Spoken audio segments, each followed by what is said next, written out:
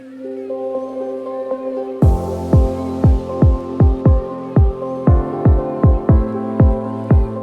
I'm Annette Taylor, and I'm here with Mark Taylor Designs at the first annual Bull City Barbecue Bash.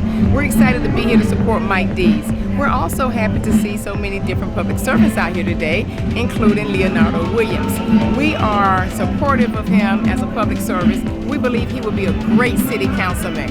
One of the questions I would have is, among your education priorities, what do you believe is the most pressing issue in Durham Public Schools, and how do you seek to address them? We look forward to hearing from you, Leonardo. The other thing, I hear a lot of folks say, city council has nothing to do with education. Well, let me go on the record and say that's a bald-faced lie.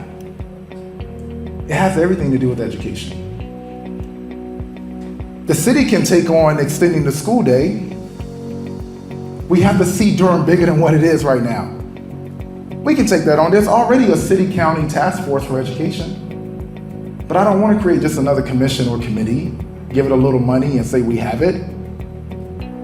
We need to expand on it and make it a real deal, because if we can extend the school day and have kids involved after school in our communities, guess where they're not? They're not on the streets.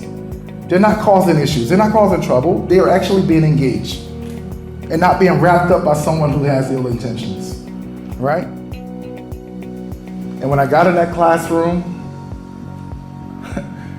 Miss Mitchell, you were one of my first band boosters. You know this. Stanley Barrett gave me a class of 65 students. And I was a student teacher from NCCU. And he said, well, I've been following you. I see that you're pretty good. Have a good day.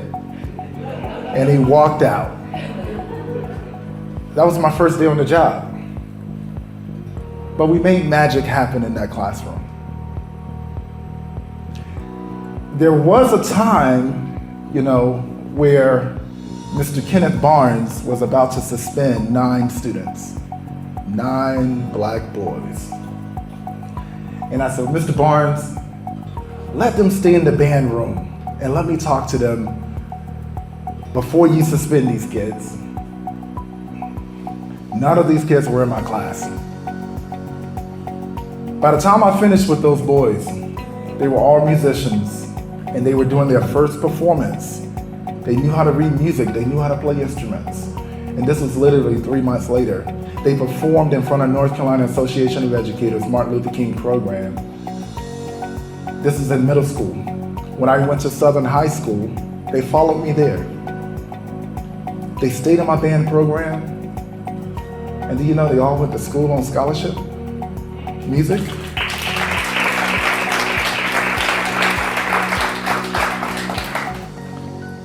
Some of them are band directors now. It made me really happy. That was magical. But somebody messed up and got me involved in politics as an educator. And I started questioning, why can't we do this? Why can't we do that? Why does it have to be this way? We could do so much more for this kid if we could just X, Y, Z. But this is the way it is. And that's when I started wanting to get more involved in how we could actually invoke some change. Because fortunately, I saw the direct correlation between a kid learning in the classroom and a kid living on the street. There's a direct correlation. And there were community soldiers called teachers that were on the front line. And if we just maintained that relationship, we could save lives. It really was that simple. But when we lose our kids, as a teacher, I know when a kid is bored, they get in trouble. When they're not challenged, they lose interest. And when they're disengaged, we lose them. And that led me to why I'm on this stage today.